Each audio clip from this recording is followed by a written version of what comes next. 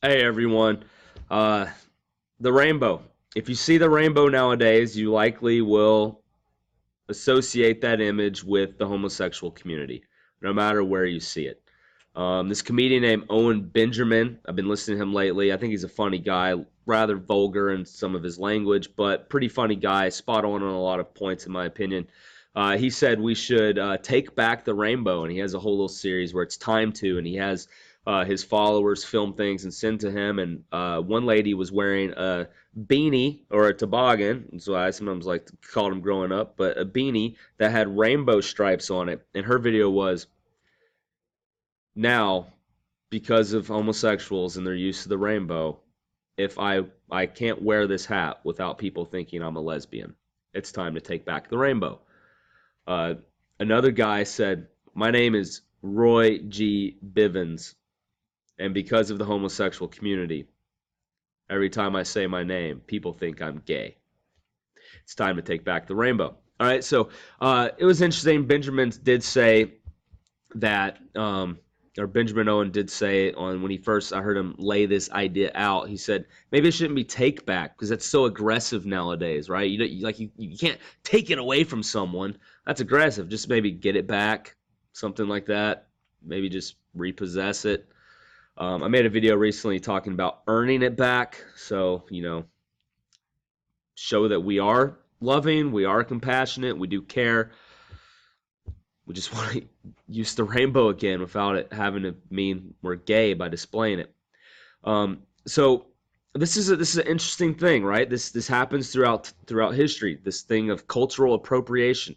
You have a symbol, you have an idea, you have some item associated with something, and some other group hijacks it, and now it becomes theirs, and you can't use it anymore. This is like with the swastika symbol.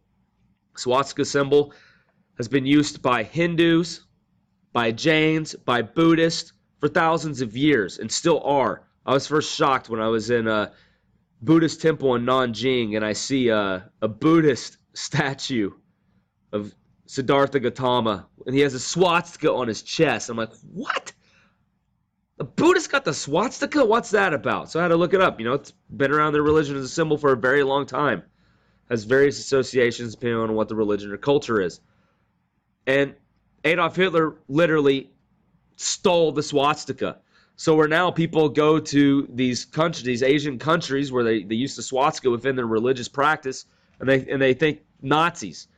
Like, I don't think that means the Hindu, the Buddhist, the Jain must stop using the swastika. Right? I don't think that's right. The upside down cross. People see an upside down cross nowadays, they typically associate that with Satanism. But that wasn't always the case. You had Peter's cross. Peter, church tradition says, was crucified upside down. Because when he was to be crucified, he said, I'm not worthy to die in the same manner as my Lord. Put my cross upside down. So people wore an upside down cross as Peter's cross. Very, very much in the same way, saying, I'm going to pick up my cross. I'm going to follow Christ, even to the point of death. And I'm going to be upside down because, I don't deserve to die in the same manner as Christ. Now, though, if you have an upside down cross, people are going to go, oh, you must be a Satanist. But it's like, no, which predated which, right? So I think it's jacked up if you have a symbol which has had particular meaning in history be stolen by some recent group like the Church of Satan or the Nazis. It's not right. I haven't heard someone say that there are some sort of white supremacist groups using imagery from, I don't know what it was, Icelandic or Norwegian origin, and they're like, hey, why can't I now use these symbols through my love of history and culture that goes back hundreds and thousands of years because some loser group has decided to hijack it. It's horrible. And I would say don't let them. Keep using it. If your use of it, like the pentagram, for instance, I heard was used at one point to represent the 5 wounds of Christ. The thorns and the 2 hands, the 2 feet, pentagram. But now Now, what's it used for? Oh, that's a sign of Wicca or something like that. Upside down sign of Satanism again. It's horrible. Use it for what you want it to mean, okay? And let people know what it means. And if you're afraid that people are going to think it means something else that you don't want it to mean because it's been stolen from its original meaning and place that has traditionally been associated with, well, put something else on that image to let people know that's not what you want it to mean. You know, have a swastika image and say, I'm actually Buddhist.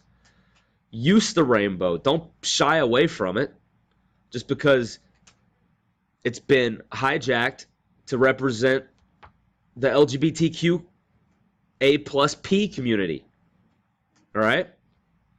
So for me, use the rainbow, put on their GP, say God's promise. Use it. Don't be afraid to use it.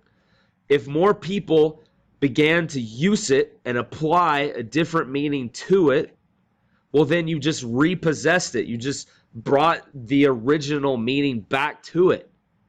That's all it is. And I'm highly against all this.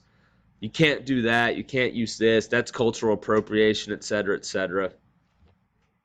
Well, clearly some people have been able to take something and use it and get away with it. So, you know, let people do what they want with it, right?